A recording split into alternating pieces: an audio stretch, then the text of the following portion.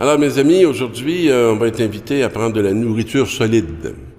Et la parole qui va nous être proposée dans l'Évangile, c'est d'être miséricordieux comme le Père est miséricordieux. Mais ce qui va précéder cette préparation est un très beau texte de l'Ancien Testament qui est tiré du livre de Samuel.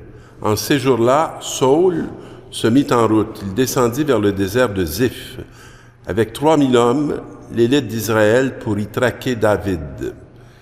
Et lorsque David et Abishai arrivent de nuit près de la troupe, Saül est couché, endormi au milieu du camp. Sa lance est plantée en terre près de sa tête. Abner et ses hommes étaient couchés autour de lui, et Abishai dit à David, « Aujourd'hui, Dieu a livré ton ennemi entre tes mains. » Mais notre ami David va réagir. Il ne fera pas tout à fait la même lecture qu'a fait Abishai. Et il va lui dire, qui pourrait s'autoriser à toucher le Messie, celui qui nous a été donné par Dieu. Et devant cette situation très favorable où il peut rapporter la victoire envers celui qui menace de le tuer et qui a le pouvoir, il refuse d'aller dans cette direction que lui propose son serviteur. C'est vraiment contraire à notre nature. Et ceux qui nous font mal, si on a l'occasion de leur rendre le semblable, pareil, la tentation va être très grande de ne pas entrer dans cette direction. Et on sait que toute cette histoire entre Saül et David est aussi une histoire presque de deux frères, entre de deux amis, mais qui vivent des moments. Et on sait aussi que dans l'histoire, David va devenir roi et va un jour accueillir la mort de Saül avec beaucoup de tristesse et ne se réjouira absolument pas de celui qui va venir lui annoncer le désastre pour lui. Il va pleurer profondément. Et ce n'est pas une scène qui va jouer, mais c'est une vérité qu'il va s'autoriser à vivre aux yeux de tous. Et très peu vont pouvoir comprendre ce sentiment et ce grand respect que David a du roi et aussi de son Dieu. Ces paroles-là, qui sont des paroles bibliques, elles sont tellement près de réalités, de sentiments qui nous habitent, qu'on ne peut pas ne pas se reconnaître. Et lorsqu'on ne comprend pas, ce qu'on ne saisit pas, c'est Dieu qu'on ne saisit pas. C'est qu'on ne saisit pas la vérité de Dieu. On ne saisit pas l'amour de Dieu. On ne saisit pas à quel degré d'amour qu'on est appelé, nous, comme témoins de cet amour en Jésus-Christ, qu'on est appelé à incarner pour le monde de ce temps. Et dans l'Évangile, alors c'est vraiment une unité entre ce texte et l'Évangile. Jésus déclare à ses disciples, « Je vous le dis à vous qui m'écoutez, aimez vos ennemis et faites du bien à ceux qui vous haïssent. » Alors, spontanément, la première question qui va nous venir, mais pourquoi? Souhaitez du bien à ceux qui vous maudissent. Priez pour ceux qui vous calomnient. À celui qui frappe sur une joue, présente l'autre joue. À celui qui te prend ton manteau, ne refuse pas ta tunique. Donne à quiconque te demande, et à qui prend ton bien, ne le réclame pas. Alors c'est pour ça qu'on a souvent taxé les chrétiens d'être des moutons et de se laisser manger la laine sur le dos. Mais c'est une façon de voir. Et c'est une façon de comprendre.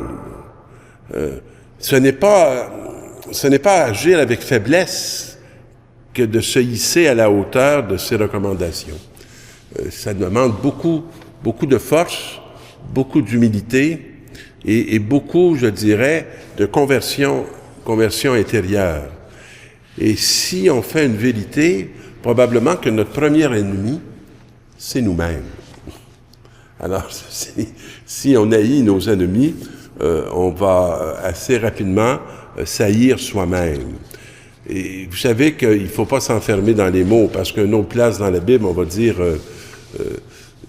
il faut haïr son père, sa mère. Celui qui est digne de moi doit haïr son père, sa mère. Non, il faut chercher à quoi nous appelle l'interpellation de la parole. Alors, ce que vous voulez que les autres fassent pour vous, faites-le aussi pour eux. Alors, dans le fond, nous, on aime ça lorsque, au-delà de tous les comportements qu'on peut avoir, les attitudes qu'on peut épouser, on va aimer que l'autre nous aime, nous accueille, ne nous détruise pas plus que les attitudes que nous avons envers les autres nous détruisent déjà. Et on va avoir besoin, comme pivot pour la conversion, de rencontrer un regard d'amour. Voilà à quoi est conviée la communauté chrétienne. Si vous aimez ceux qui vous aiment, quelle reconnaissance mériterez-vous? Même les pécheurs aiment ceux qui les aiment. Et si vous faites du bien à ceux qui vous en font, quelle reconnaissance mériterez-vous? Même les pécheurs en font tant. Si vous prêtez à ceux dont vous espérez recevoir en retour, quelle reconnaissance méritez-vous? Alors, si tu veux devenir le sel de la terre, il ne faut pas que tu sois identique aux pécheurs. Il faut que tu aies une dimension qui est tout à fait bouleversante et autre. Et le seul lieu où tu peux être autre, c'est offrir l'amour à celui qui ne t'offre pas la sienne.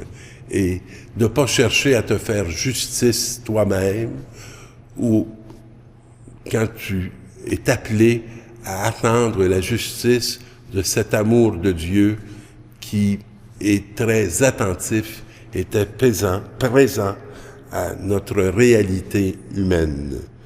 Alors, au contraire, aimez vos ennemis, faites du bien et prêtez sans rien espérer en retour, et votre récompense sera grande dans le ciel. Le ciel, dans le contexte, n'est pas un lieu qui est un ailleurs, c'est un lieu qui est proche, mais qui est autre. Le ciel, c'est une autre façon d'être, et c'est celle de l'amour plutôt que celle de la justice qu'on se fait, et que des partages qu'on se donne. C'est une attitude où on attend la vie de lui plutôt que d'attendre la vie des autres qui sont autour de nous. Donnez et l'on vous donnera. C'est une mesure bien pleine, tassée, secouée, débordante, qui sera versée dans le pan de votre vêtement, car la mesure dont vous vous servez pour les autres servira de mesure pour vous. Il y a comme une logique qui est inscrite dans notre être, qui est assez étonnante et bouleversante, parce que souvent ce qu'on fait pour recevoir le bien fait en sorte qu'on reçoit le mal.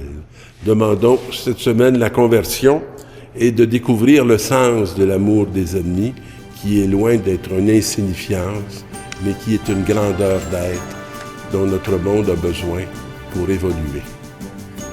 Bonne semaine, mes amis.